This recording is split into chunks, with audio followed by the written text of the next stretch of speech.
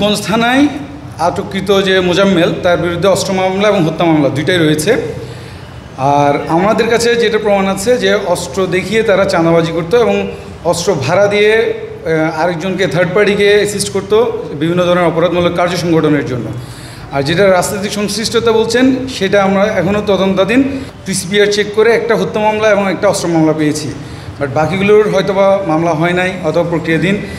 আরেকটা হচ্ছে মারামারি মামলা আছে এবং সে রূপগঞ্জের বাসিন্দা হওয়ার কারণে মামলাগুলো রূপগঞ্জ থানার অধীনে রয়েছে।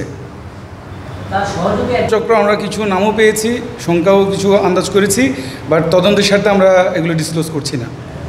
তো ভাড়া দিয়ে কাজ করতো, মানে এটাও তার একটা ইনকাম সোর্স। যদিও পেশায় সে নিজেকে একজন মাছ ব্যবসায়ী বলে পরিচয় দেয়, বাট যেহেতু সে ভাড়া দেওয়ার কাজে জড়িত, তার মানে সে আসলে ওইটার সাথেও তার সম্পৃক্ততা থাকবে, কিশোর গ্যাংয়ের সাথেও সম্পৃক্ততা থাকবে।